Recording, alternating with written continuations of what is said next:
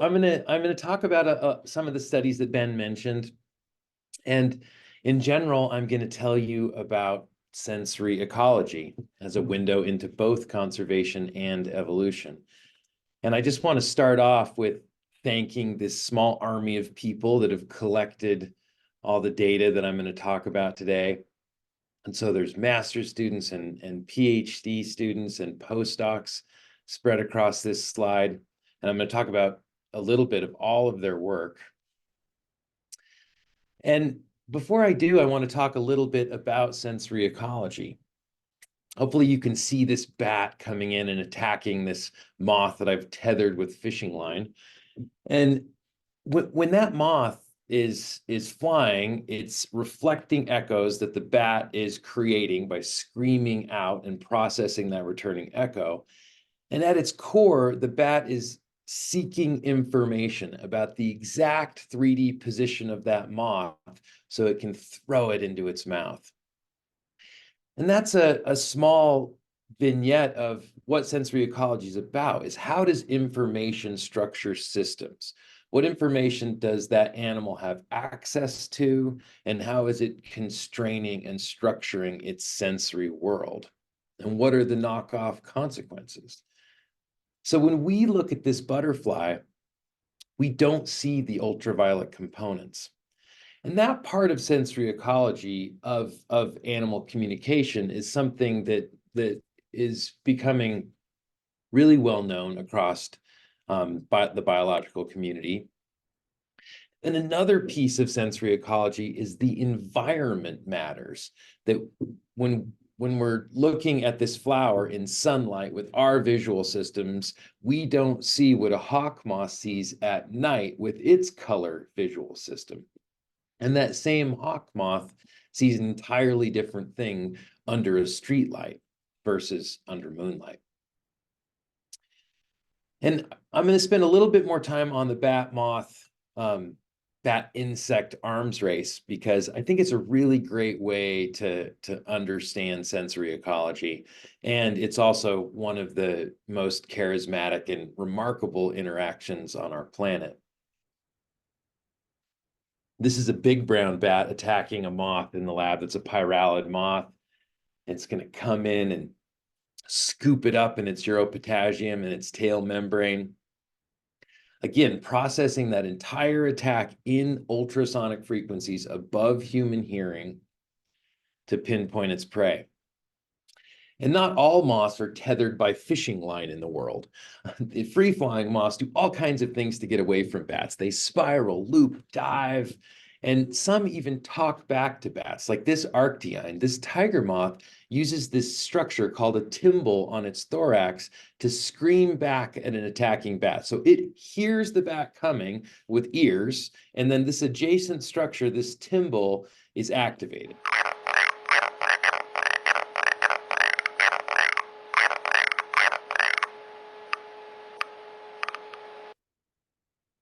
And what that timbal is doing is it seems to be advertising bad taste. So this is a video of a red bat that I raised in captivity that has learned that these tiger moth sounds mean bad taste. And this is the second moth that it's seen. You can hear the tiger moth in between the bat calls. And apparently it sounds horrible. And of course, if this was happening without my modifications, we wouldn't be able to hear it because it's all above human hearing. So the moth sounds and the bat calls are the same frequencies. The moth is talking to the bat in its Umwelt, in its sensory world. And we've also shown in two different families, in both the Rebids, arctiines, and in sphingids, that these moths can make sounds that are complex enough that they jam bat sonar. So not all moths are capable of doing this, but they create enough sound that they somehow interfere with the processing of the echoes. And that might be simply a masking game, or it might be something a little bit more elaborate in terms of how the bats are timing their auditory system. But regardless, it's directly interfering with that Umwelt of the bat. Now, in the process of that work of understanding tiger moth and hawk moths, my collaborator, Akito Kawahara, and I traveled the world and played back recorded bat echolocation attacks to all different kinds of moths. And we've been doing this for a long time. Like, this video clip is from me like 7 or 8 years ago when I'm visibly younger. And we've worked in lots of different places. The data I'm going to show you here is from Ecuador, French Guiana, Mozambique, and Borneo. And we tested 252 moth genera all over the world, and about 21% of them made anti-bat sound. So mapped on the phylogeny here is production of sound, either just to touch or also to bats. So if we zoom in, orange is response to tactile stimuli, blue to ultrasound, and the magenta is indicating those species that make enough sound that, given our laboratory work with those other species, we think they're capable of jamming ultrasound. And clearly, it's probably a continuum, not a step function, but that's all the data we had, so that's how we graphed it. And if you look at it that way, there's at least 6 subfamilies that jam bat sonar via different morphological mechanisms. They make the sounds in different ways. But most of these animals are advertising bad taste.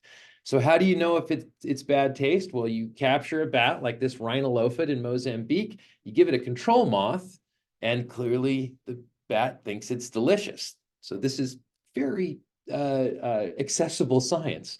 And then we take an experimental moth, remove its sound-producing structures, and see if the bat likes it. And ta-da, it doesn't like it. So, we actually use a bit of a categorical scale, but in general, it's easy to tell if the animal is unpalatable. And like I said, these moths are making sounds in all different kinds of ways. Pyralids do it with modified tegulas. Lymantrids do it with abdominal tymbals at the junction with the thorax.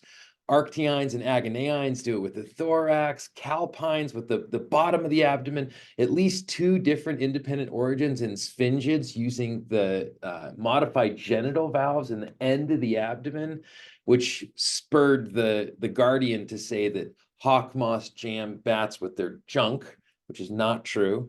Well, kind of true. So this is that hawk moth footage. So this is the tip of the abdomen, and the wings are down below us. You can see how it's stridulating the valves inside the tergite. This is an ambulocine. And if we take a peek here at lymantrids, this is looking down the abdomen. So the wings are off to the sides and the head is away from us. And these circles are indicating where the tymbals are in these little pockets. They open up and fire asynchronously back at the bats. This family is both capable of jamming bat sonar, and they're incredibly noxious to bats. So it seems that these strategies are not mutually exclusive. But the big picture here is, look at all these different moths that make sound back at bats. And if the major reason they're doing so is to advertise bad taste, what about mimicry? We know about visual mimicry, but what about acoustic mimicry? Are these sounds overlapping in characteristics in such a way that they might be sharing signal space when educating predators like these other Lepidoptera? And so we went to Ecuador with a big team and tried to measure every moth that came to the sheet for about a month. And as you can tell, that was an impossible task, because in the cloud forests of Ecuador, you find some of the most diverse places on the planet and lots of sound-producing moths. But we did our very best to try and focus sampling on those groups we knew made sound, and we categorized 33 different species. Then we dropped that into an unsupervised machine learning analysis to see, are they making just any given sound, or are these sounds clustered in space? And that's what you see in the cluster diagram, that in fact they are making specific sounds, and that family does not predict which sounds they make. So different families are making the same kind of sounds. And within each cluster are animals that are known to be palatable to bats and those that are known to be noxious. So it seems likely that what we're looking at here is acoustic mimicry rings. And given that 1 in 10 described animals on Earth is a lepidopteran, a moth or a butterfly, these likely represent the largest mimicry rings on the planet. An aposematic signaling, even perhaps. And it goes to show you that if you look through the umwelt of an animal sensory system, through the bat's umwelt, you can discover things that you might not think about looking for otherwise. We've also looked at tiger beetles who make sound by moving their elytra back into the beating hindwings. This actually just came out last week, I think. It moves the elytra back in, and that makes a series of clicks. And we've shown that those clicks don't deter bats. They're not high enough duty cycle to jam. And that when we present these beetles to bats, they eat them readily. So they're palatable, but they're making these sounds. And that very close, so this is just palatability numbers of all these different species collected down in Portal, Arizona. And you can see that indeed the sounds they make overlap with noxious tiger beetles. And so it's very likely that these are Batesian mimics, that they're stealing that education imparted by predators. So right now we're extending this work and trying to see if acoustic mimicry rings are real and how present are they spatially and temporally, taxonomically. So we're working across an elevational and latitudinal gradient in Ecuador to see if we're onto something. And I've got one last story about bats and moths to really drive this idea of sensory ecology home. These long-tailed moths, like this Actias dubernardi and this Copiopteryx samaris, these long-tailed saturniids, those tails seem to be tricking bat sonar. So the bats attack the moth, and about 50% of the time in lab conditions, they're drawn to the tails because of the way the tails reflect echoes. They seem to be twisted and structured in such a way that they bounce the echo back to the bat. And they've evolved at least 4 different times across the family in South America, Asia, Australia, and Africa. And they seem to be getting longer. So what we're doing with a recent NSF award is using a multi-microphone ultrasonic array paired with a high-speed camera, and this is collaboration with Jan Steckel's lab at the University of Antwerp, and trying to quantify what is the information that's available to bats. And then we're mapping that information on phylogeny to try and understand if morphology and behavior that is quite varied across the family, in the end results in very similar echoic information through the ears of a bat. And in fact, we see the same kind of thing evolving in different groups. So for instance, I've been trying to get enough data from these long-tailed lacewings in Africa that seem to have converged on the same solution. And I'm working with Peter Nesgreki in Gorongosa National Park in Mozambique.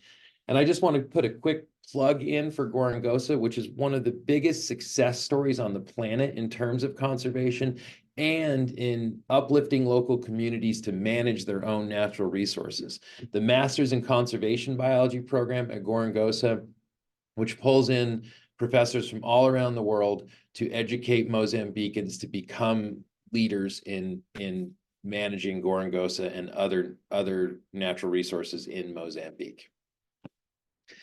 Okay, so hopefully you've, through this window of the bat insect arms race, you can see that there's really something to this idea of sensory ecology. But I want to drive home that it's more than just an animal behavior story. This is also something that we can think about ecologically. That the idea of a niche is that there are certain axes that species need to persist.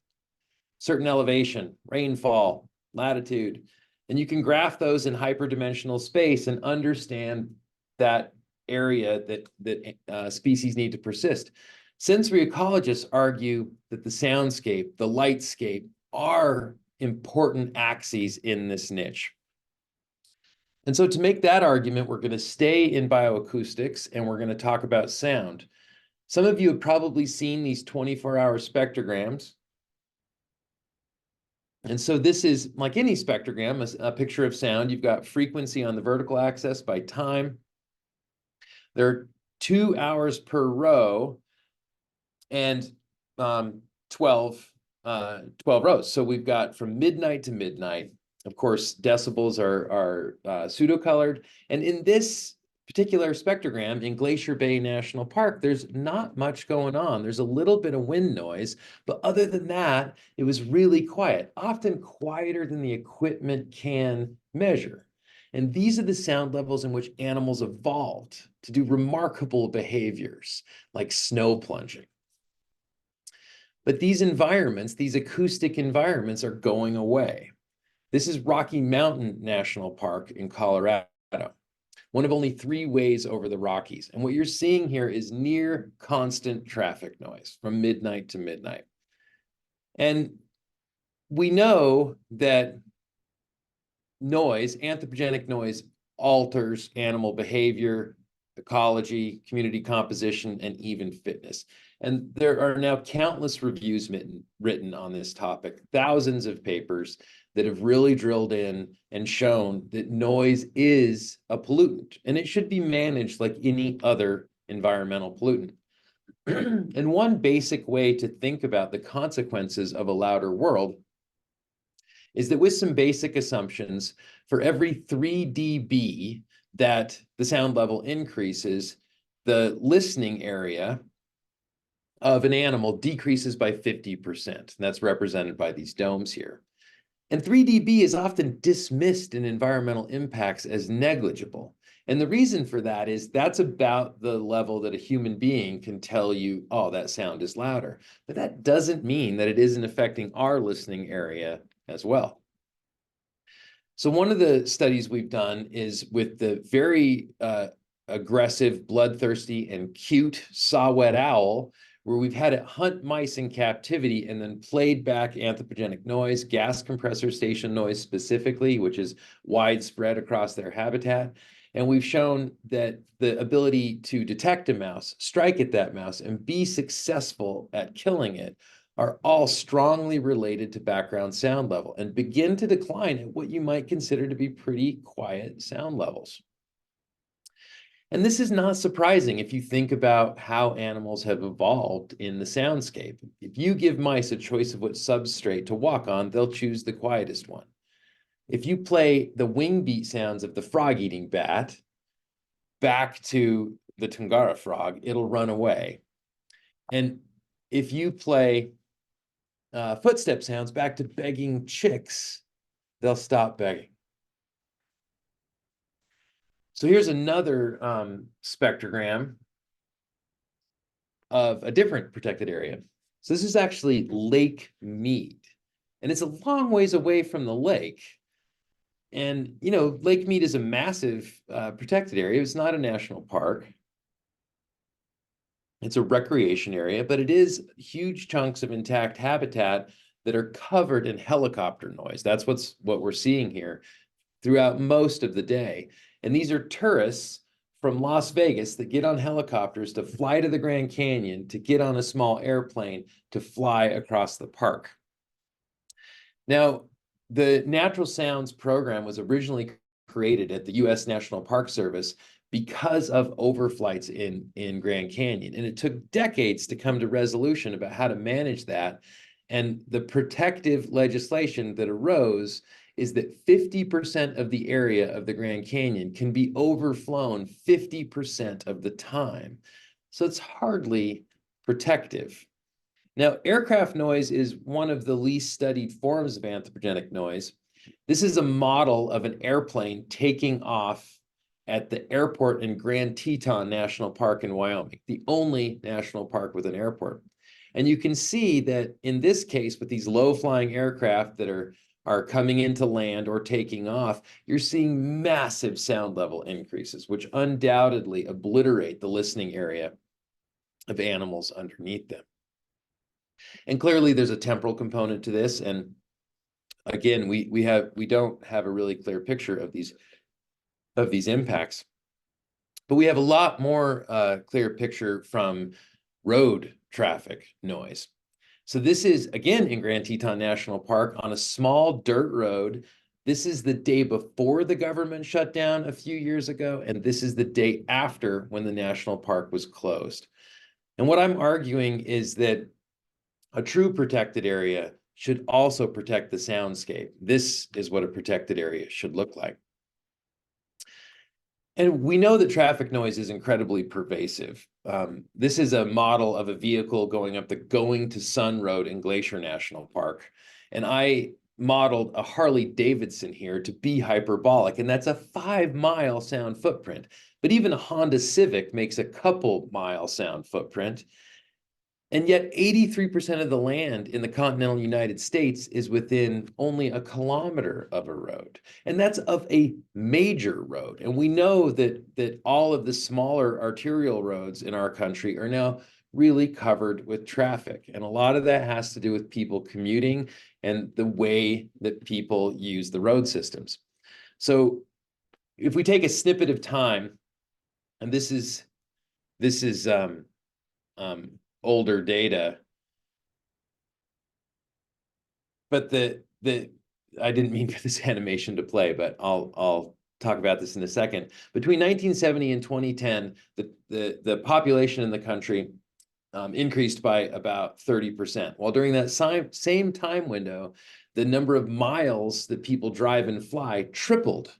So behavior is changing along with population. And that really spurred this road ecology literature, which came across your screen. And this is a now old literature that has shown quite clearly that roads change animal behavior and ecology. That we know from meta-analyses that bird populations decline in about a kilometer of roads, and mammal populations, many of them decline within about 5 kilometers of roads. But what is it that causes that problem? Is it the noise? Is it chemistry? Is it invasive species, predators moving along edges, direct collisions? So to try and pull apart all of those variables, we created the Phantom Road. And this was one of the first projects I did more than a decade ago when I first became a professor. And we recorded traffic noise and played it back in this landscape, which is right outside of Boise, Idaho, in this interface between the Douglas fir forest that stretches all the way to Canada and the sagebrush steppe. And this mountain shrubland habitat is incredibly important for migratory birds. And so this was the group of animals that we focused on. And the only job of a migratory bird is to pack on fat and to not get killed. And so it's a really streamlined life history and thus a really good model to look at the impacts of noise pollution.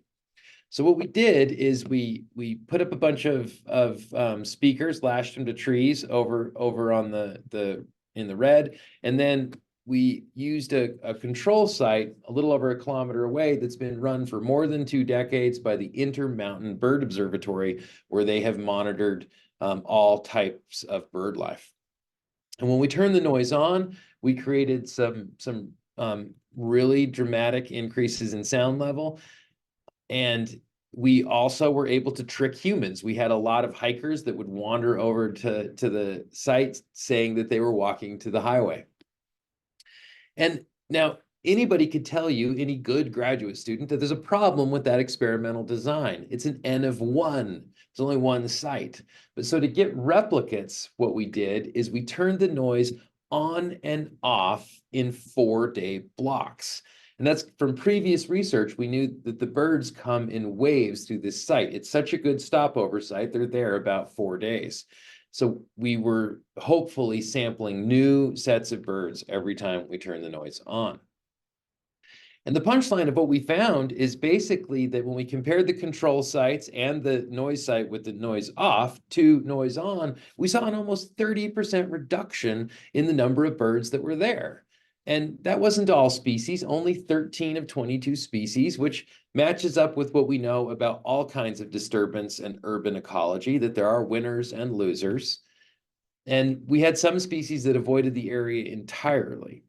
We also misnetted birds, almost 10,000 birds over 2 years, and we looked at their body condition. And what we found is that every time we turned the noise on, we knocked that body condition down. And you're seeing an overall increase in body condition over the arc of the season, as all migratory bird communities do as migration becomes more and more underway. But you can see at any point we were knocking that body condition down by adding noise, experimentally indicating that noise is indeed a pollutant. We actually have just replicated this project with migratory birds in Israel using the sonic components of wind turbine noise and found almost the exact same effect size. Almost 30% of the birds avoided this noise. And that is remarkable, given that you're looking at an entirely different bird community. Now, the majority of wind turbine noise is actually infrasonic, and that's something we just began working on with the Burger-Tal lab in Israel. And that's a almost unstudied component of anthropogenic noise exposure. But the sonic component is clearly enough to alter behavior. Now, what about scaling this up? So this is actually not a map of light pollution from satellites, but this is rather a computational map of noise pollution. So this was created by Dan Mennett at the Natural Sounds Program, the Natural Sounds at Night Skies Division of the U.S. National Park Service. And he and others used over 500 long-term recordings from national parks and from airports and city centers all around the country. And these are multi-month recordings, and then correlated it to dozens of geospatial layers and used machine learning tools to create this map, which is plus or minus a couple of dB for a 24-hour integration across the country. And if we just look at the noise data from this paper, what we did is we matched it up with Cornell's Nest Watch dataset, one of the longest running community science programs in the world, looking at songbird reproductive success, and found that closed habitat birds show an increase in clutch failure and a decrease in nest success with noise exposure, clearly indicating like spatially large scale smoking gun that noise does indeed drive reproductive success down. Now, interestingly, if you take the components of that noise layer that are attributable to natural sources, you can get a natural sounds layer. So this is what the lower 48 United States would have looked like before civilization from mechanized enterprises. And what you notice is that in the Rocky Mountains of the West, you can see some wind-blown mountaintops. And then the eastern half of the country is much louder. And that's what people miss when they move out here to the West, is the deciduous forest and all the biodiversity that comes with it. And so that got my collaborator, Clint Francis, and I thinking about, well, what's the long-term evolutionary role of these really loud natural environments? So in Idaho, we played back whitewater river sounds. And because we lack originality, we called it the Phantom Rivers Project. So you can see that there's low frequency river noise. And then on the right, we have the shifted river treatment. So that's preserving the temporal profiles, the envelope of the whitewater river, and shifting it up in frequency. And we tried to match the energy with the audiograms of the local bird community so that we were producing roughly equally loud stimuli.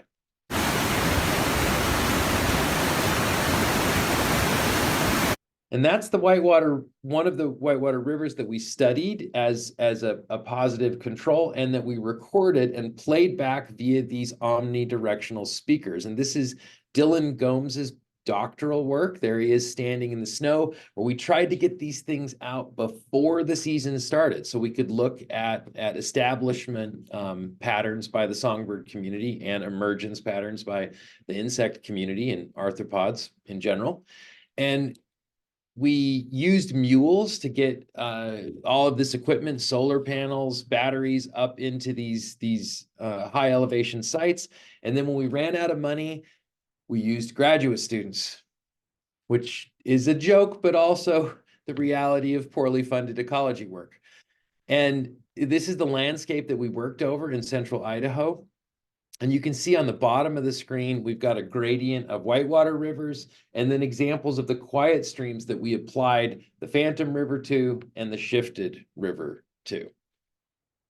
And in general, what we found is really similar to the anthropogenic noise literature, that there is this consistent effect of sound pressure level, of how loud the sound is on bird abundance. And then we also took this measure of song overlap. So we took the median frequency of the bird song extracted from Cornell's Macaulay Library and from our own recordings. And then we saw how the median frequency of the background sound, how close was that to the bird song, 0 or not? And we found that the greater the overlap, the more substantial the decline in abundance. Now, this is what everybody's always thought, that the frequency of the bird song is what's going to predict this effect. But what we found was an interaction effect, and that is indeed more than this energetic masking of overlap at high sound levels.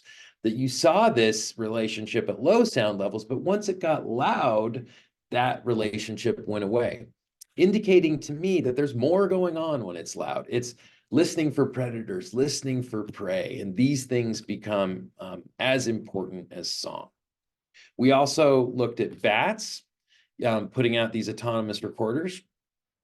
And we actually found a greater effect size between bat passes, both in relation to how loud it was and the median frequency of the background, than we did for birds, which is shocking when you think about the fact that bats are using echolocation at very high frequencies, and none of the soundscapes we created had any energy above about 8K. So this means that bats are probably listening to lower frequencies. There's some indirect explanations, but these effects were immediate and lasting, indicating to me that bats are probably using lower frequencies for auditory surveillance. You can hear a stream or wind blowing through aspen leaves at orders of magnitude greater distance passively than you can process echoes in high frequencies due to the dramatic attenuation of ultrasound in air. So we also wanted to look at some behavioral metrics of how these animals did in sound in these soundscapes. So we sort of designed some foraging assays, and I'm going to grossly simplify bats here and say that there are sort of two broad foraging strategies: hunting in air or hunting on the ground, aerial hawking or gleaning. And so to test aerial hawking, we created an elaborate robo-moth.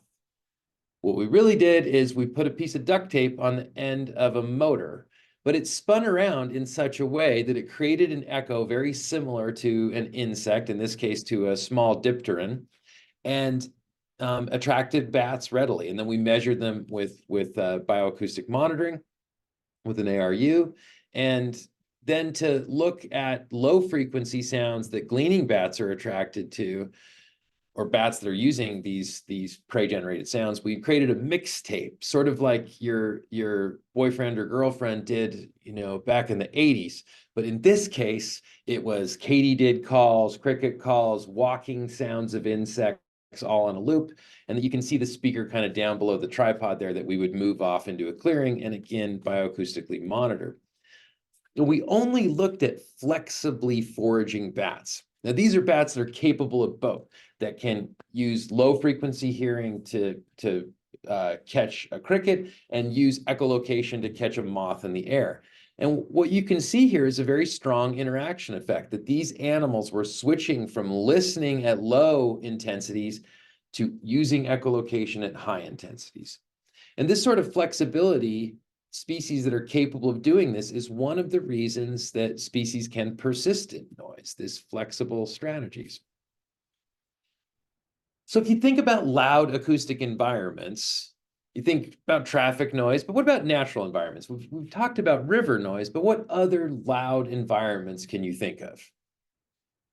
Now, every tropical biologist immediately says the jungle. Like, how can any of this noise pollution work be accurate when I go down into the jungle and it's screaming loud, or the cicadas that are coming out in the eastern US right now? So what we did to try to dig into some of these questions is we focused on katydids. Now, this is Coniocephalus, but there are so many different species of ultrasonic katydids that make incredibly loud ultrasound. And this is entirely within a bat's well, within sonar frequencies. And you can see the spectrogram there. I've cut down the frequency so you can hear it. And so what we did is we went to the Philippines, and this was a project yet led by Jody Sedlock via a supplement to my NSF award. And we created an ultrasonic katydid chorus. We did this with ultrasonic tweeters. We're bouncing the sound off metal plates to deal with the near constant rain in this area. We're working at the International Rice Research Institute here. So we're out in a paddy, and we've got 100 tweeters measuring arthropods there as well. And here's a drone shot of the experiment. On the far right is a real katydid chorus in adjacent grasslands. Look how loud it is. And then look what a bad job we did of recreating the katydid chorus in the middle. And, we didn't do bad in some of the spots, but clearly we would need denser sampling to really create that katydid chorus, because the speakers we're using are nowhere near the omnidirectional power a katydid can put out. In fact, to my knowledge, no human-created speaker can do what a katydid can do. So here's some power spectra of both the chorus that's represented there in the solid line, and then the echolocation calls of 3 dominant groups of bats. You can see that only one of those groups of bats, the Scotophilus pipistrellus cluster, overlaps the katydid chorus. And in fact, that was the only group that we showed there was a decrease in activity. So in this case, we do have what seems to be a masking effect. And it kind of begs the question, did choruses evolve as a protective mechanism as opposed to an emergent property of lekking, sexual selection driven? I think that deserves some more attention. Now we've got data sort of all over the place where it seems like sometimes on-band noise are having effects on wildlife, sometimes off-band. So to try and drill down into mechanism, we worked with Anthrozois pallidus, the pallid bat. I did my master's degree on this bat, and it's one of my great loves. It's an absolutely beautiful and charismatic animal that lives in the Western United States. It's a gleaner, one of the most dedicated gleaners out there. Notice those giant ears collecting low-frequency footstep sounds. And it's also a scorpion hunter. Some roosts you find almost entirely scorpion leavings, the stingers and the legs.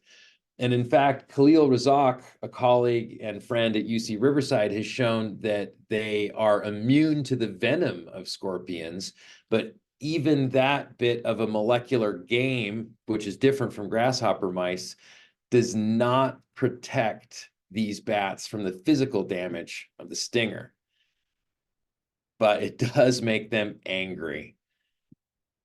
Now, we took advantage of this bat's ability to hunt using passive sound and brought them into the lab and trained them to hunt to speakers. And then we presented sound out of those speakers, which is on the far left panel. You can see it represented at the bottom of the screen. That's insect walking sounds that we band limited so that we could create 2 masking treatments. One that was on band, covering that sound, and another that was off band, hopefully roughly the same intensity within the audiogram of the bat, which there's only a physiological audiogram and it's pretty poor. But also both of those treatments are below the sonar frequencies. And so we had bats hunt in the lab in these different treatments where they were either the walking sounds coming out of the speaker were masked, or there was that equal energy output at frequencies that did not overlap. And here's what we found. Their success declined. Thus, same in noise, whether it was overlapping or not. Their search time increased in noise, whether the noise was overlapping or not.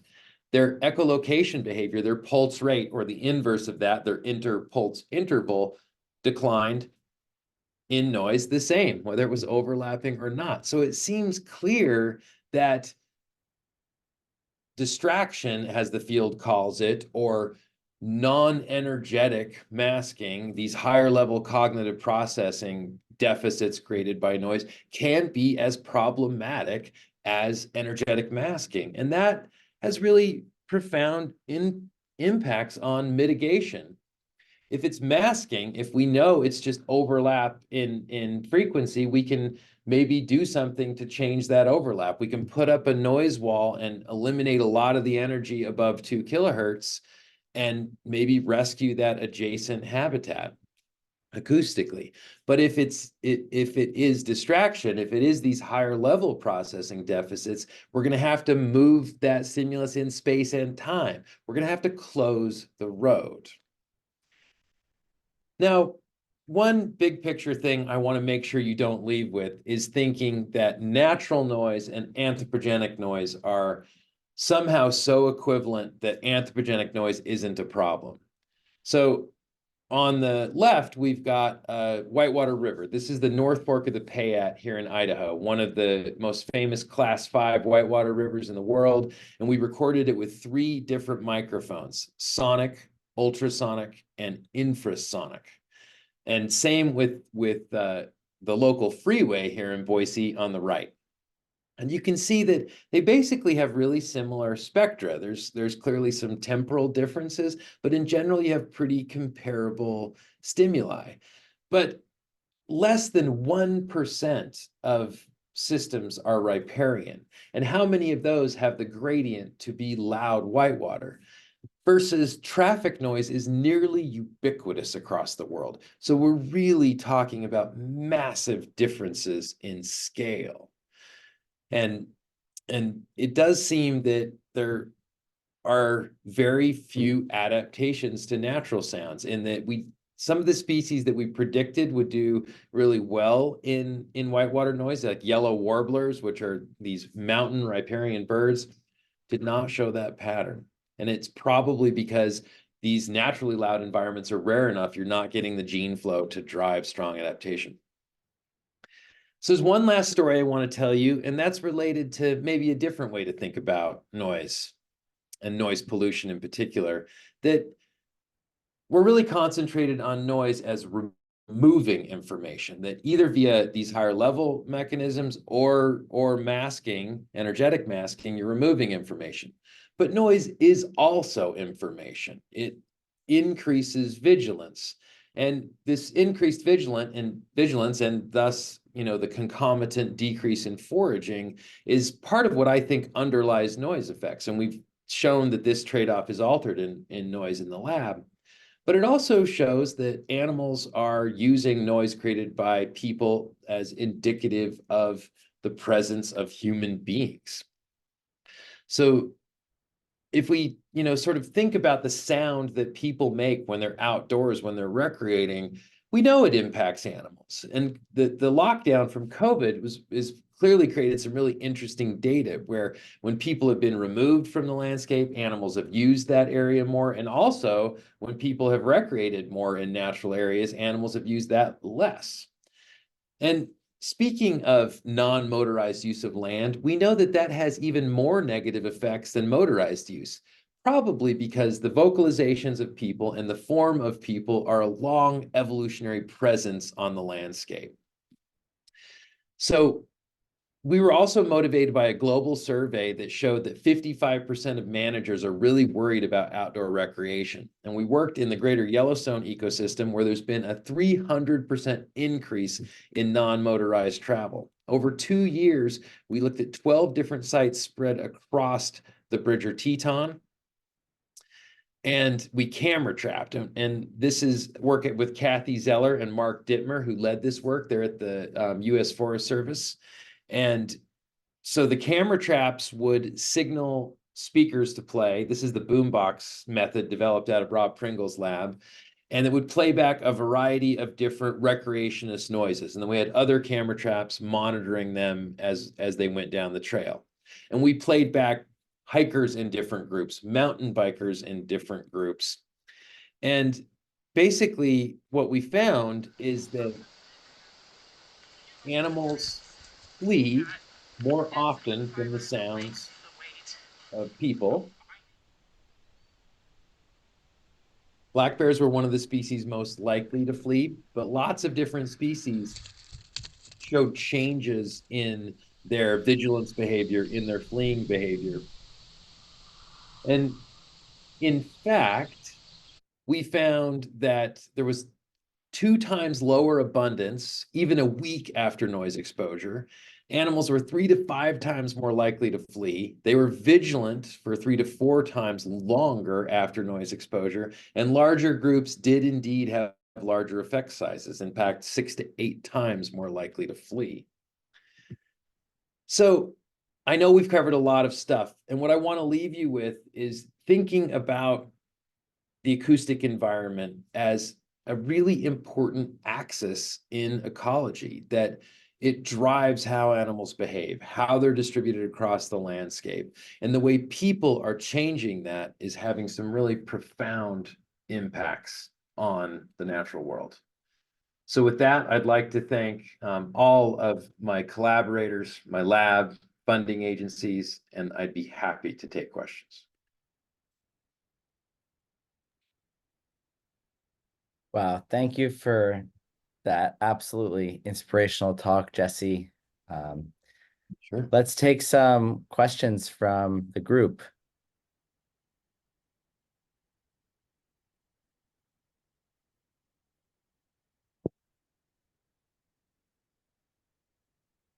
Does anybody have any questions for Jesse?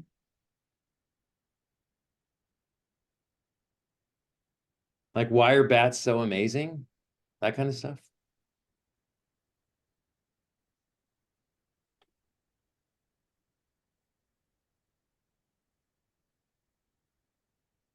Okay. I will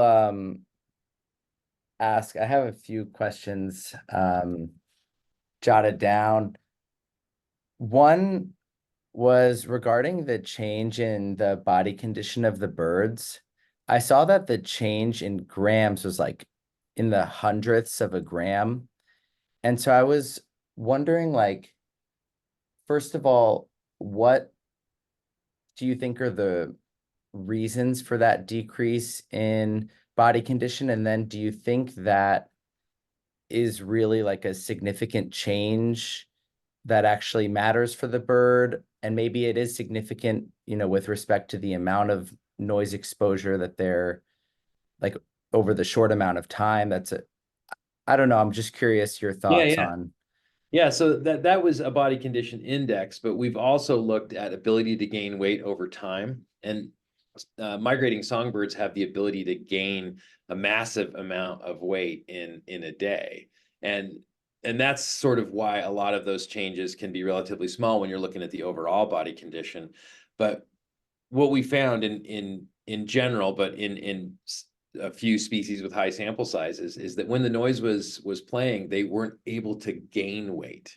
And so that's the little bit of a tricky part, is it's the lack of the ability to gain weight. Now, we found in our work in Israel, we've been using tags on birds using the Atlas system. And you in addition, this work isn't published yet, but we're seeing altered stopover behavior as well. And if birds are staying longer, that's indicative of failure to gain weight as well.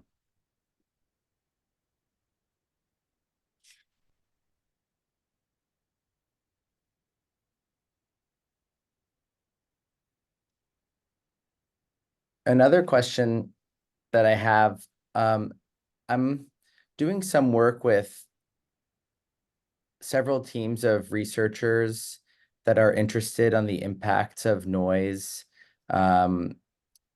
Usually there's a taxonomic focus on, let's say, 3 to 4 species of primates in, let's say, this reserve in Indonesia, for example.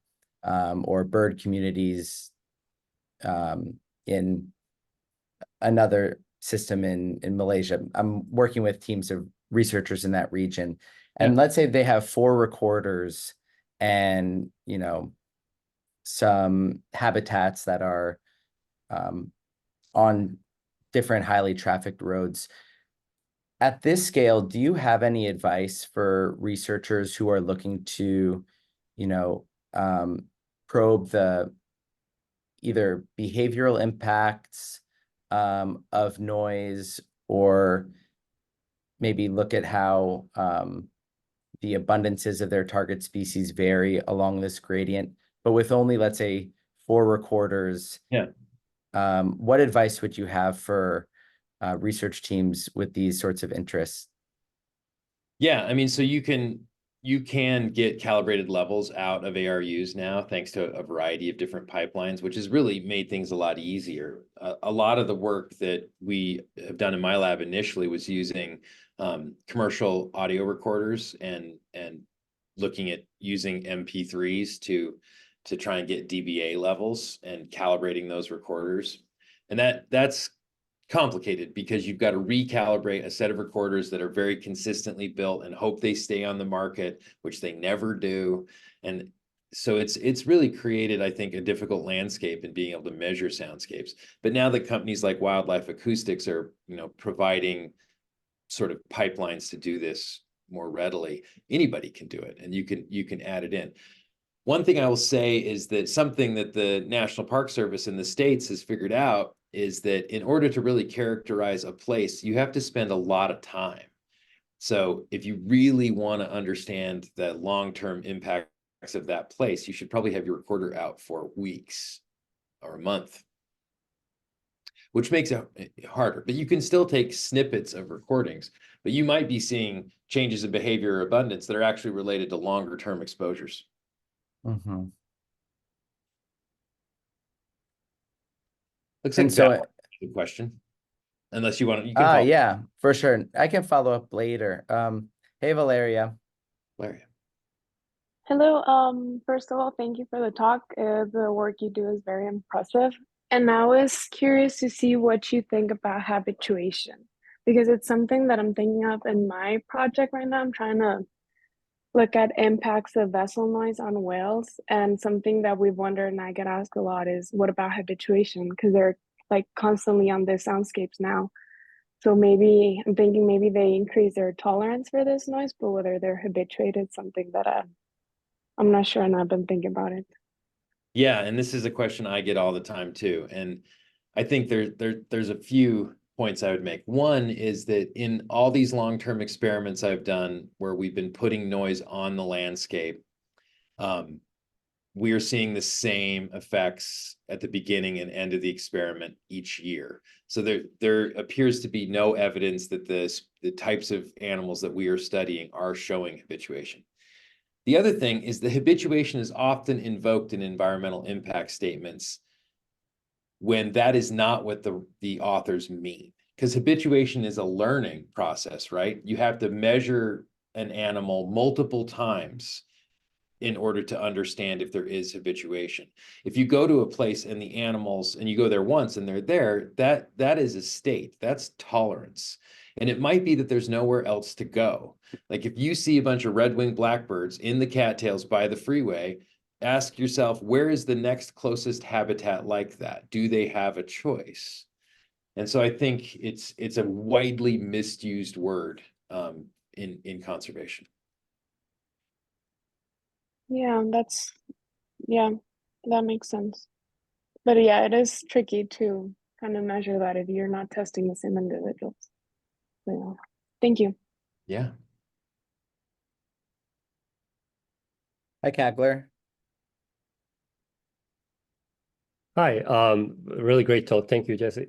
And my question is about the winners and the losers of this kind of noise. So, working in urban habitats, you definitely see some, for instance, songbirds being really adapted really well to living with humans, with, some knock-on effects, presumably. But what do you think makes it from the sensory ecology perspective? What do you think, what makes species winner versus a loser?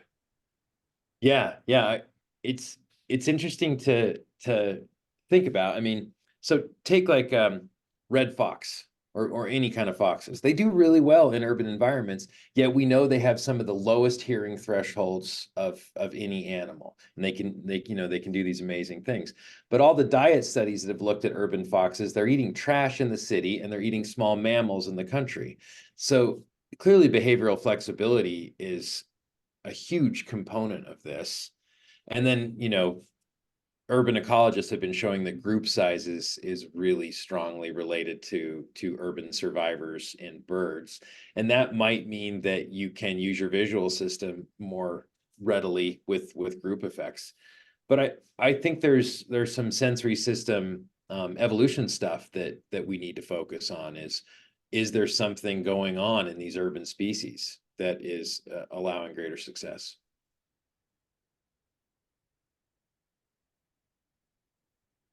There's a question in the chat about, I don't know how much more time we have, Ben, but on what do you think about audio moths and are they calibrated? You can calibrate audio moths, yeah, and they can be not quite as consistent unit to unit as some other recorders, but they're still usable and you can calibrate them. So do you do that at your lab? You have like a pistophone and you use that to characterize the sensitivity? Exactly. Okay. Yep. Yeah. And then we have a tone generator and a B&K decimal meter as truth. Mm-hmm. So I see Yan Yi has a question of what can people do to reduce the impacts of noise pollution? And related to that, I'm wondering, like, it's, with your work in the National Park Service and now, these big reviews of the impacts of noise on animals, do you do any work communicating these results to, policymakers or in different contexts to try and institute more regulation? So both on the individual level and then I'm curious, how your work is potentially making waves to make places quieter or protect the acoustic space of protected areas. Yeah, it's a hard one because, reducing noise can be pretty straightforward, but it can also be really difficult to get policy change. Now, in terms of sort of my role, it used to be that I would only get calls from people in national parks who, knew about the Natural Sounds and Night Skies Division, which is a relatively small shop, huge national park system. And so, they were trying to get extra bandwidth. But over the last several years, I get emails and phone calls from other natural resource managers all the time, U.S. Fish and Wildlife Service, BLM, Forest Service. And I think it actually speaks to the way noise pollution research started. It's not the kind of field where it just rose up fully grown. It was a bunch of researchers saying, I've been going to this place for a lot of years and it's loud now. I wonder if my bird sings different. And those kinds of little one-of papers coming out of labs that weren't noise pollution focused turned into labs like mine that started with that emphasis. But so it's kind of a grassroots community in that way. And I think that's the way the change is happening too. It's people noticing that the protected area that they are in charge of is getting louder. And there are lots of really good things we can do, but we're having a hard time implementing them.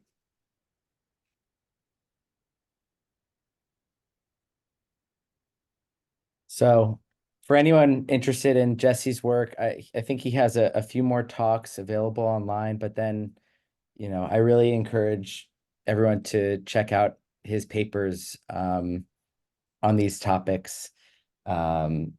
Yeah, just that was one of the, I don't know, most inspiring presentations I think we've had here on BioAcousTalks. So thanks a lot, Jesse, for sharing your work. And in a few weeks' time, we'll have Leah Barclay, who does a ton of very cool interdisciplinary ecoacoustic work focused in Australia. And so thanks everybody for tuning in, and we'll meet back in 2 weeks. Take care, everyone.